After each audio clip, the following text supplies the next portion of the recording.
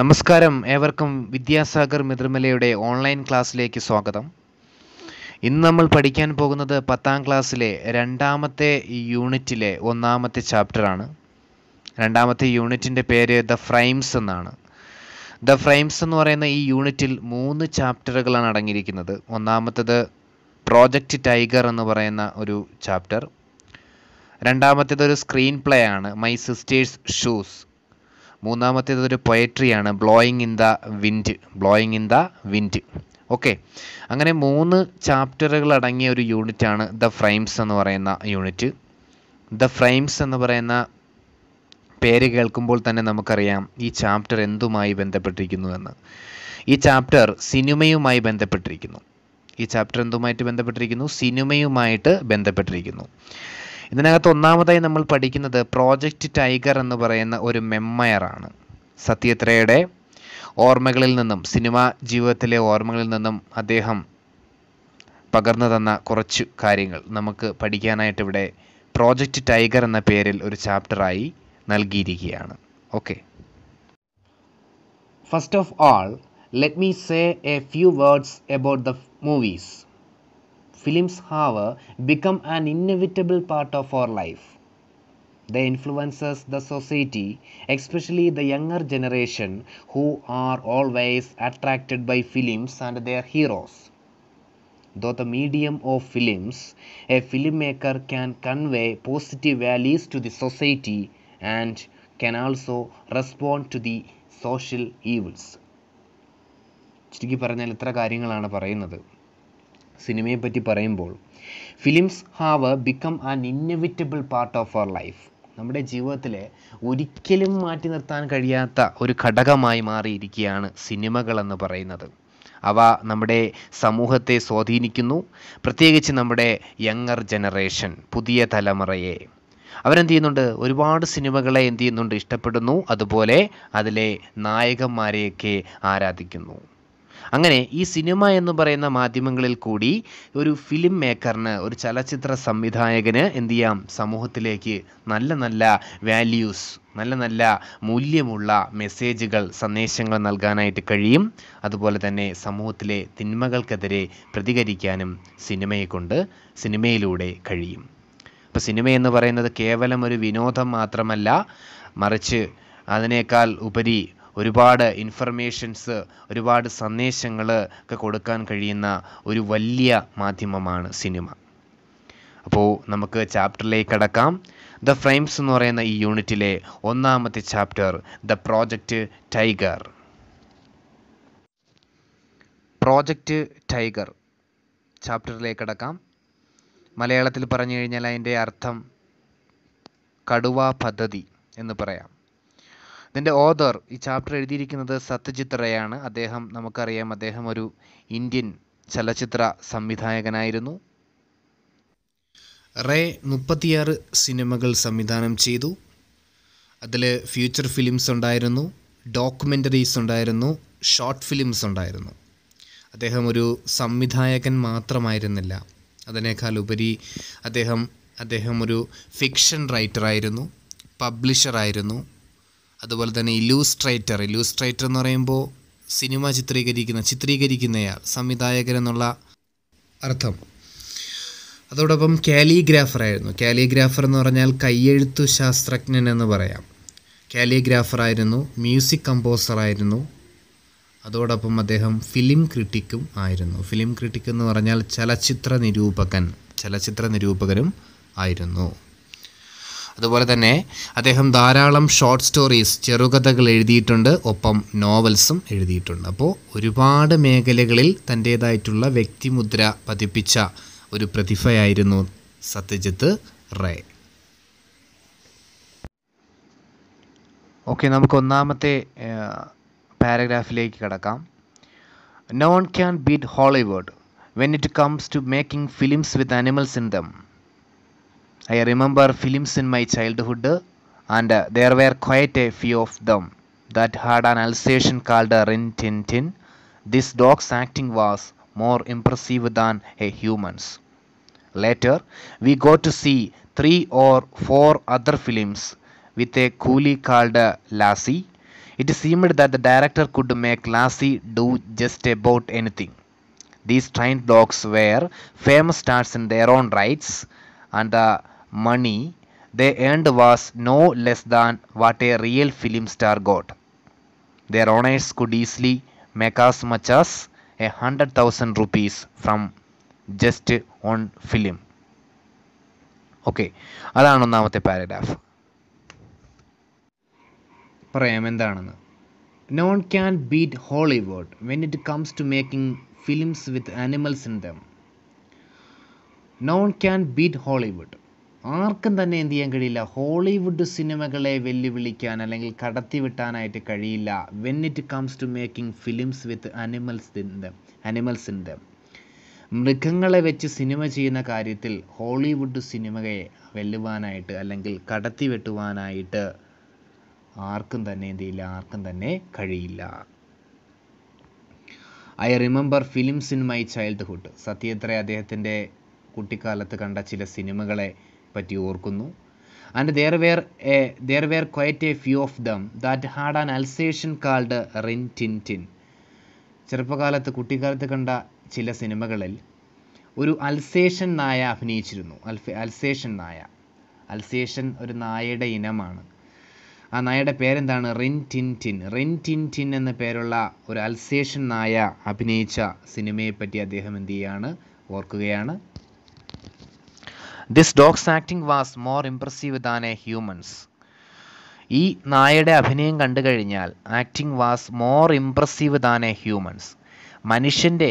മനുഷ്യനായിട്ടുള്ള cinema താരങ്ങളുടെ അഭിനയത്തേക്കാൾ വളരെ മികച്ച അഭിനയമായിരുന്നു ഈ നായയുടേത് ആയിട്ട് ഉള്ളത്. Later we go to see 3 or 4 other films with a collie called Lassie. അതിനുശേഷം അദ്ദേഹം എന്ത് ചെയ്യാണ്, കാണാനിടയായി 3-4 സിനിമകൾ. കൂലി കാൾഡ് ലാസി എന്ന പേരുള്ള കൂലി ഇനത്തിൽപ്പെട്ട നായ അഭിനയിച്ച സിനിമ എന്ത് ചെയ്യുന്നു, 3-4 സിനിമകൾ കൂടി ആ കാലഘട്ടത്തിൽ അദ്ദേഹം കാണുവാനായിട്ട് ഇടയായി. It seemed that the director could make lassi do just about anything. അതിൽ കൂടി അദ്ദേഹത്തിന് മനസ്സിലാക്കാൻ കഴിഞ്ഞത് ഈ ലാസി എന്ന് പറയുന്ന നായയെ കൊണ്ട് ഡയറക്ടർക്ക് എന്ത് കാര്യം വേണോ എന്ത് ചെയ്യാൻ പറ്റും, സിനിമയിൽ ചെയ്യിപ്പിക്കാനായിട്ട് കഴിയും. These trained dogs were famous stars in their own rights. ഈ ട്രെയിൻഡ് ഡോഗ്സ്, പരിശീലനം കിട്ടപ്പെട്ട ഈ നായകൾ എന്ന് പറയുന്നത് എല്ലാം തന്നെ ആ ഫിലിം ഇൻഡസ്ട്രിയിൽ വളരെ ഫേമസ് ആയിട്ടുള്ള, വളരെ പ്രശസ്തരായിട്ടുള്ള സ്റ്റാറുകളാണ്, നക്ഷത്രങ്ങളാണ്, അല്ലെങ്കിൽ സിനിമ സ്റ്റാറുകളാണ്. And the money they earned was no less than what a real film star got. അതുപോലെ തന്നെ മാത്രമല്ല, അവ സമ്പാദിക്കുന്ന പൈസയുടെ കണക്കെടുത്ത് നോക്കിയാലും ഒരു മനുഷ്യനായിട്ടുള്ള ഫിലിം സ്റ്റാർ സമ്പാദിക്കുന്ന പൈസയുടെ ഒട്ടും കുറവല്ല നായകളും സമ്പാദിക്കുന്നത്. എന്ന് പറഞ്ഞു കഴിഞ്ഞാൽ ഈ നായയ്ക്ക് കൊടുക്കുന്ന പ്രതിഫലവും മനുഷ്യരായിട്ടുള്ള ആക്ടേഴ്സിന് കൊടുക്കുന്ന പ്രതിഫലത്തിലൊന്നും വളരെ വലിയ മാറ്റങ്ങളൊന്നുമില്ല, എല്ലാം ഒരുപോലെയാണ്. ഓക്കെ.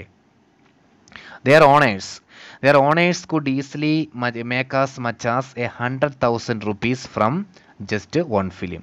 അപ്പോൾ ഈ പറയുന്ന നായകൾക്കെല്ലാം ഓണേഴ്സ് ഉണ്ട്. ഓണേഴ്സ് എന്ന് പറഞ്ഞാൽ ഉടമകൾ, റിംഗ് മാസ്റ്റേഴ്സ് ഉണ്ട് അവയ്ക്ക്. അപ്പോൾ അവർക്ക് ഈ ഒരു ഈ നായ സിനിമയിൽ കൂടി തന്നെ could easily make as much as 100,000 rupees. 100,000 100,000 രൂപ, അതായത് ഒരുപാട് പൈസ എന്ത് ചെയ്യാൻ പറ്റും, ഒറ്റ സിനിമയിൽ തന്നെ ഈ നായകളുടെ ഓണേഴ്സിന് എന്ത് ചെയ്യാൻ പറ്റും, സമ്പാദിക്കാനായിട്ട് കഴിയും. ഓക്കെ. അപ്പോൾ ഒന്നാമത്തെ പാരഗ്രാഫിൽ അത്രയും കാര്യങ്ങളാണ് അദ്ദേഹം പറയുന്നത്, അല്ലേ? അനിമൽസിനെ വെച്ച് സിനിമ ചെയ്യുന്ന കാര്യത്തിൽ ഹോളിവുഡ് സിനിമയെ ആർക്കും തന്നെ വെല്ലാനായിട്ട് കഴിയില്ല. ഇനി അദ്ദേഹത്തിൻ്റെ കുട്ടിക്കാലത്ത് കണ്ട 1-2 സിനിമകളെയും ആ സിനിമകളിലൊക്കെ അഭിനയിച്ച നായകളെയും അവയുടെ ഇനത്തെയൊക്കെ പറ്റി അദ്ദേഹം അതിനകത്ത് പറയുന്നു. പിന്നെ അവയ്ക്കൊക്കെ സിനിമകളിൽ വളരെ വലിയ പ്രാധാന്യമാണ് കൊടുക്കുന്നത്. അവയുടെ ഓണേഴ്സിന് നല്ല വളരെ വലിയ തുകയാണ് ഒരു സിനിമയിൽ കൂടി സമ്പാദിക്കാനായിട്ട് കഴിയുന്നത്. ഓക്കെ, അത്രയും കാര്യങ്ങളാണ് ഒന്നാമത്തെ പാരഗ്രാഫിനകത്ത് എന്ത് ചെയ്യുന്നത്, പറയുന്നത്. ഓക്കെ, നമുക്ക് രണ്ടാമത്തെ പാരഗ്രാഫിലേക്ക് കടക്കാം. I realized how reverently these animal actors were treated when I happened to see the shooting of a film 20 years ago in Disney studio in Hollywood. The main character in this film was a large dog. I reached the studio to find that the shooting had not yet started. The cameraman was getting the lights ready. The cameraman was getting the lights ready. It is customary for actors to be present when the lights are arranged. For they have to show the cameraman how they will walk or they will stand in a particular shot. In the case of very famous stars, this job is done by their own. Sorry, this job is done by their stand-ins. A stand-in is usually a person who is physically similar to the real star. The stars themselves arrived only when the lights are ready and it is time to take a shot. Okay, അപ്പം അത്രയും കാര്യങ്ങളാണ് രണ്ടാമത്തെ പാരഗ്രാഫിൽ പറയുന്നത്. എന്താണ് നമുക്ക് നോക്കാം. അപ്പോൾ രണ്ടാമത്തെ പാരഗ്രാഫിൻ്റെ ആശയം പറയാം. I realized how reverently these animal actors were treated when I happened to see the shooting of a film 20 years ago in Disney studio in Hollywood. ഹോളിവുഡിൽ ഡിസ്നി സ്റ്റുഡിയോയിൽ 20 വർഷങ്ങൾക്ക് മുൻപ് അദ്ദേഹം ഒരു സിനിമ ഷൂട്ടിംഗ് കാണുവാനായിട്ട് പോയപ്പോൾ അദ്ദേഹം റിയലൈസ് ചെയ്തൊരു കാര്യമുണ്ട്. ഹൗ റെവറൻ്റ്ലി, എത്രമാത്രം ബഹുമാനത്തോടു കൂടിയാണ് these animal actors were treated. Cinema സെറ്റിൽ ഈ അനിമലായിട്ടുള്ള ആക്ടേഴ്സിന്, അഭിനേതാക്കളെ അവർ പരിപാലിക്കുന്നത്, അല്ലേ? അപ്പോൾ ഈ സിനിമാ സെറ്റുകളിൽ ഈ മൃഗങ്ങളായിട്ടുള്ള ആക്ടേഴ്സിനെ എന്തുമാത്രം ബഹുമാനത്തോടു കൂടിയാണ് അവിടെ ട്രീറ്റ് ചെയ്യുന്നത് എന്ന് അദ്ദേഹം കണ്ടു മനസ്സിലാക്കുകയുണ്ടായി. എപ്പോൾ അദ്ദേഹം ഹോളിവുഡിലെ ഡിസ്നി സ്റ്റുഡിയോയിൽ 20 വർഷങ്ങൾക്ക് മുമ്പ് ഒരു സിനിമ ഷൂട്ടിംഗ് കാണുവാനായി പോയപ്പോൾ. The main character in this film was A large dog. അവിടെ ചെന്നപ്പോൾ അദ്ദേഹം മനസ്സിലാക്കിയ ഒരു കാര്യമുണ്ട്.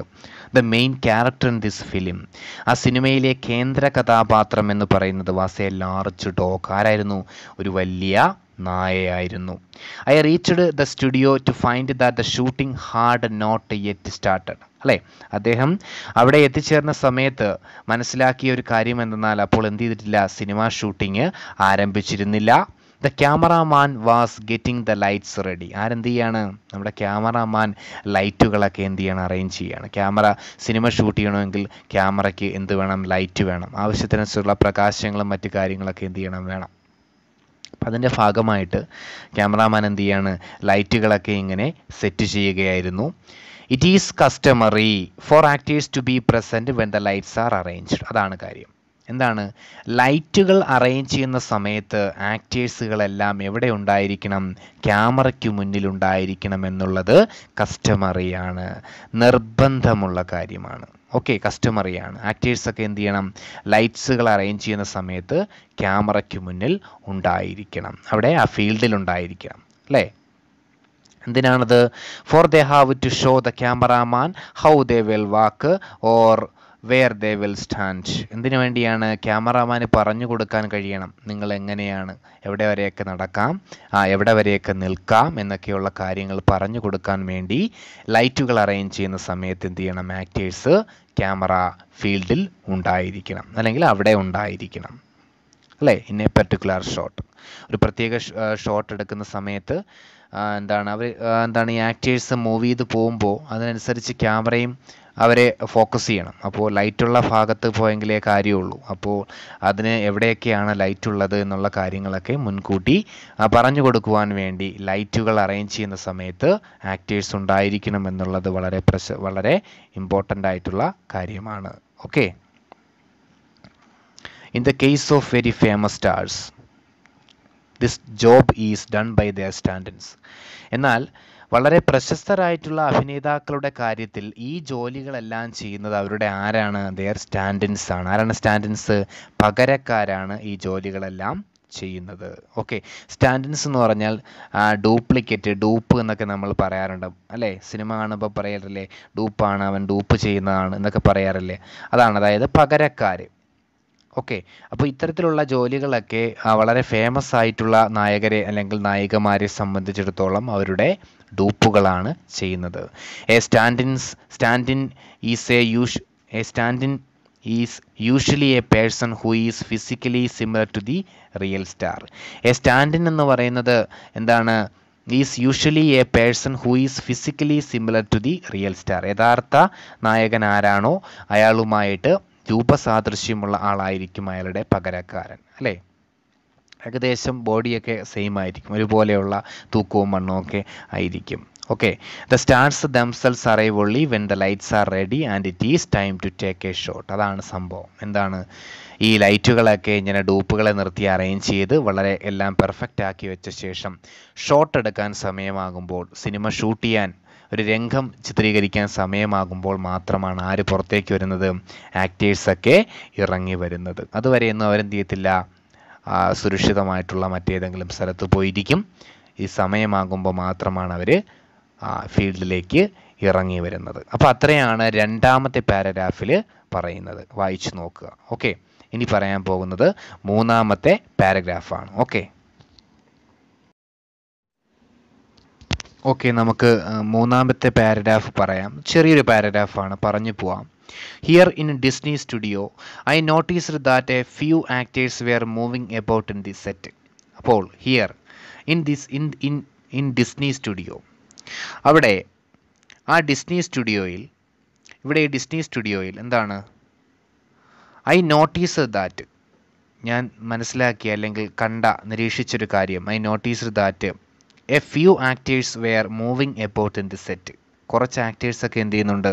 സെറ്റിൽ അങ്ങോട്ടും ഇങ്ങോട്ടും ഒക്കെ എന്ത് ചെയ്യുന്നുണ്ട്? നടക്കുന്നുണ്ട്. And on side standing quietly was the protagonist. എന്നാൽ ആ സെറ്റിൻ്റെ ഒരു സൈഡിലായിട്ട് ഇങ്ങനെ നിൽക്കുകയാണ്, ശാന്തനായിട്ട് നിൽക്കുകയാണ് വാസ് ദ പ്രോട്ടഗോണിസ്റ്റ്. ആരാണ് പ്രോട്ടഗോണിസ്റ്റ്? കേന്ദ്ര കഥാപാത്രം. ആ സിനിമയിലെ നായകൻ ഇങ്ങനെ നിൽക്കുകയാണ്. പ്രോട്ടഗോണിസ്റ്റ്, കേന്ദ്ര കഥാപാത്രം. ആരാണത്? The same large dog. നേരത്തെ പറഞ്ഞ ആ വലിയ നായ തന്നെയാണ് ആ സിനിമയിലെ പ്രോട്ടഗോണിസ്റ്റ്. അവനിങ്ങനെ ഒരു അരികിലായിട്ട് ഇങ്ങനെ ശാന്തനായി നിൽക്കുകയാണ്. The cameraman shouted to everyone to take their positions. The cameraman shouted to everyone to take their positions. Cameraman എന്ത് ചെയ്തു? ഷൗട്ട് ചെയ്തു, ഉറക്കെ വിളിച്ചു പറഞ്ഞു. ടു എവരി വൺ, എല്ലാവരോടും കൂടി. എന്താണ്? To take their positions. എല്ലാവരും എന്ത് ചെയ്യുക? അവരവരുടെ സ്ഥാനങ്ങളിലേക്ക് പോയി നിൽക്കുക എന്ന് എന്ത് ചെയ്തു? വിളിച്ചു പറഞ്ഞു. But the dog remained where it was. പക്ഷേ എന്ത് ചെയ്തു? ഡോഗ് അവിടെ തന്നെ നിന്നു, അല്ലേ? നമ്മുടെ നായ അവിടെ തന്നെ എന്ത് ചെയ്തു? നിന്നു. ദിസ് പസിൽഡ് മീ, ഇതെന്നെ എന്ത് ചെയ്തു? ആശ്ചര്യപ്പെടുത്തി. സത്യത്തിലെ പറയാണ്, ഈ സംഭവം എന്നെ എന്ത് ചെയ്തു? ആശ്ചര്യപ്പെടുത്തി. Could it be that it was not required in the next shot. അദ്ദേഹം ഇങ്ങനെ ചോദിക്കുകയാണ്, ഒരുപക്ഷെ ആ നായ അടുത്ത സീനിൽ ഇല്ലായിരിക്കില്ല, അല്ലേ?